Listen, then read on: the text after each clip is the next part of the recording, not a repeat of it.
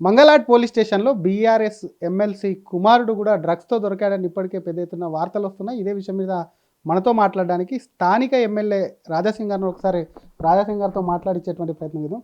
Sir, ఒక BRS ఎమ్మెల్సీకి సంబంధించి వాళ్ళ కుమారుడు మంగళాడ్ పోలీసులకు డ్రగ్స్ తీసుకొని దొరికినట్టు వార్తలొస్తున్నాయి. దానికి సంబంధించి కూడా పోలీసులు కూడా ఆయనను ఎంక్వైరీ చేస్తున్నారని తెలుస్తుంది. ఏం చెప్తారు సార్ అసలు బీఆర్ఎస్ ఎమ్మెల్సీ కుమారుడి మీద? నేను కూడా ఇప్పుడే మీడియా ముఖంగా నేను చూసినాను. ఒక బీఆర్ఎస్ ఎమ్మెల్సీ వెంకటరామారెడ్డి గారు కొడుకు భరత్ రాజ్ రెడ్డి డ్రగ్స్ తోని ఆయన అరెస్ట్ అయ్యిండు. ఇంకా కొంతమంది కూడా అరెస్ట్ చేసినారు. ఎంక్వైరీ కూడా జరుగుతుందని కొన్ని వార్తలు నేను చూసినాను. మళ్ళా వార్తల్లో వస్తున్నాయి ఆయనకి ఇడిసేసినారు, ఆయనకి ఏం సంబంధం లేదు అని ఎమ్మెల్సీ గారు స్టేట్మెంట్ ఇస్తున్నారు. కానీ దీనిపైన కేటీఆర్ ఎందుకు నోరు మూసుకుంటూ అర్థమవుతలేదు. ఎందుకంటే గతంలో బండి సంజయ్ గారు కొడుకు పైన ఒక ఎపిసోడే నడిచింది. వాళ్ళ ఒక ఛానల్ ఉన్నది. ఆ ఛానల్లో పొద్దు నుంచి సాయంత్రం వరకు ఒక ఎపిసోడ్ నడిచింది. ఓకే, ఆయన అరెస్ట్ అయ్యిండు, ఇప్పుడు బెయిల్ కూడా వచ్చేసింది. కానీ ఒక ఎమ్మెల్సీ కొడుకు పైన ఒక డ్రగ్స్ అట్లాంటి ఆరోపణలు వస్తున్నాయంటే మళ్ళీ ఆయనకి ఇడిసేసినారంటే అసలు దీని వెనుక ఎవరు ఉన్నారు? ఎవరు ప్రెషర్ వల్ల ఆయనకి ఇడిసేసినారు? అసలు ఆ డ్రగ్స్ కేసులో ఆయన ఇన్వాల్వ్ ఉన్నాడా లేడా? అసలు దీనికి కరెక్ట్ ఎంక్వైరీ ఎట్లా జరగాలి? ఒక్కవైపు బీఆర్ఎస్ వాళ్ళు, రాజ్యం కాంగ్రెస్. అంటే మా వాళ్ళు అప్పుడప్పుడు చెప్తారు ఇద్దరు దొంగలు ఒక్కటే అని. అంటే నిజమేనా ఇది ఒక్కటి? అంటే వీళ్ళు ఏదైనా తప్పులు చేస్తే అది తప్పు కాదు, ఇంకా ఎవరైనా చేస్తే దానికి పెద్ద ఇష్యూ. అసలు ఇది ఈ భరత్ రాజ్ రెడ్డి ఈ డ్రగ్స్ కేసులో ఉన్నాడా లేడా దీనికి కరెక్ట్ ఎంక్వైరీ జరగాలి. అదేవిధంగా మంగళాడ్ పోలీస్ నా కాన్స్టిట్యూన్సీలోనే వస్తుంది. అక్కడ సీసీటీవీస్ ఉన్నది. మొత్తం మంగళాడ్ డివిజన్ కాకుండా గోషామల్ నియోజకవర్గం మొత్తం సీసీ కెమెరాలు పెట్టినారు.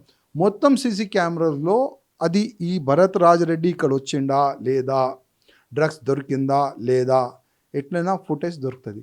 ఒకవేళ ఫుటేజ్ దొరికితే ఎంతమంది ఆఫీసర్ సస్పెండ్ చేస్తారు, ఎంతమంది ఆఫీసర్ సస్పెండ్ అవుతారు చెప్పలేము.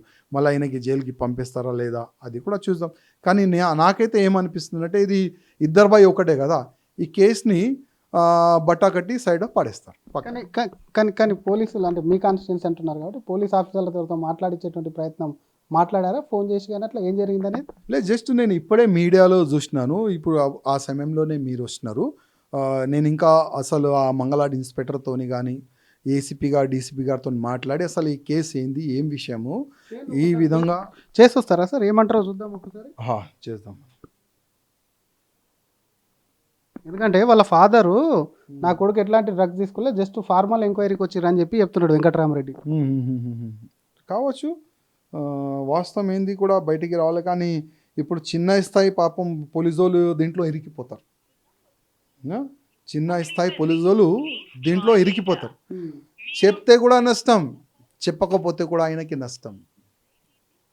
ఇన్స్పెక్టర్ గారు నంబర్ బిజీ వస్తుంది. గతంలో గంజాయి కానీ డ్రగ్స్ ఎక్కువ, గంజాయి కానీ సారా కానీ కొంత మీ ఏరియాకి సంబంధించి ఎక్కువ సరఫరా దొరుకుతుండేది అంటే అటువంటిది ఎక్కడి నుంచి వచ్చి మీ ఏరియాలో దొరికిందంటే అమ్మిన వాళ్ళ లేకపోతే కొనే వాళ్ళ ఎవరు, అసలు వీళ్ళు ఎవరు, ఎక్కడి నుంచి ఆ గంజాయి వచ్చిందనే దాని మీద మీ మీద కూడా కొంత ప్రెషర్ అనేది ఉంటుంది కదా, దానికి ఏం చెప్తారు? ఇప్పుడు నేనే కంటిన్యూగా అప్పుడు ఉన్న ముఖ్యమంత్రి కేసీఆర్ గారికి సార్ ఎట్టి పరిస్థితిలో ఈ డ్రగ్స్ కానీ ఈ గుడంబా కానీ ఎట్టి పరిస్థితుల్లో దీనికి మనం కంట్రోల్ చేయాలి. ఎందుకంటే యువకులు చాలా నష్టపోతున్నారు. యువకులను మనం కాపాడాలంటే ఈ రెండు సబ్జెక్ట్ పైన మనం కంట్రోలింగ్ తీసుకొని రావాలని అప్పుడు అసెంబ్లీలో మాట్లాడినా, ఆయన చెంబర్లో అయినా పిలిస్తే కూడా ఆ అసెంబ్లీలో కూడా మేము మాట్లాడినాం. అప్పుడు పీడీ యాక్ట్ చాలా వరకు కేసులు వేసి గుడంబా మొత్తం బంద్ చేసినారు. కానీ గాంజా ఏంటంటే చాలా ఎక్కువ ప్రాఫిట్ దీనికి. అది ఒక చిన్న ప్యాకెట్ కూడా ఎక్కడైనా తీసుకొని రావచ్చు. ఒకప్పుడు 500 మంది దుల్పేట్లోనే ఈ మొత్తం గోషామల్లో గాంజా అమ్మే వ్యక్తులు ఉండే. ఇప్పుడు జస్ట్ 20 to 30 మంది ఉన్నారు. వాళ్ళపైన కూడా కరెక్ట్ అయిన అంటే ఒక్కొక్క వ్యక్తికి 3 సార్లు పీడీ ఆడేసి పంపిస్తున్నారు. కానీ వాళ్ళలో మార్పు వస్తలేదు. కానీ ఇంకా గవర్నమెంట్ ఏ విధంగా వాళ్ళపైన చర్యలు తీసుకుంటారు ఏంది? మేమైతే ఫుల్ ఫ్రీడమ్గా ఎక్సైజ్ అధికారులు కానీ లోకల్ పోలీసులు కానీ ఫుల్ ఫ్రీడమ్గా మేమే చెప్తాం, ఎట్టి పరిస్థితుల్లో గాంజా అమ్మేవాళ్ళు ఒక వ్యక్తి కూడా నా కాన్స్టిట్యూన్సీలో ఉండకూడదు అని మేమే గతంలో కూడా ప్రెషర్ ఇచ్చినాం. ఇప్పుడు కొన్ని దినాల ముందు కూడా మేము అధికారులకు చెప్పినాం, ఒక్క వ్యక్తి ఉంటే కూడా మొత్తం ఇల్లు సీజ్ చేయండి. ఒక ఇద్దరు ముగ్గురు ఇల్లులు సీజ్ చేస్తే కొద్దిగా వీళ్ళు కరెక్ట్ అవుతారని కూడా చెప్పినాం. అంటే ఈ మంగళాడ్ పోలీస్ స్టేషన్ పేరు వస్తే ఆయన పైన ఎన్ని ప్రెషర్ రావచ్చు, మీడియా వాళ్ళు ఫోన్ చేయొచ్చు, ఇంకా ఆయన పైన ఆఫీసర్లు ఫోన్ చేయొచ్చు. బిజీ టౌన్ పెట్టిండి అనుకుంటున్నారు. లే బిజీ టౌన్ కాదు, ఆయన ఫోనే బిజీ వస్తున్నాయని నేను అనుకుంటున్నా. ఒకవేళ కంటిన్యూగా ఒకవేళ ఈయనతో మాట్లాడి అసలు వాస్తవం ఏంది నేను తెలుసుకొని తమరికి మళ్ళీ అప్డేట్ చేస్తాను. Thank you sir.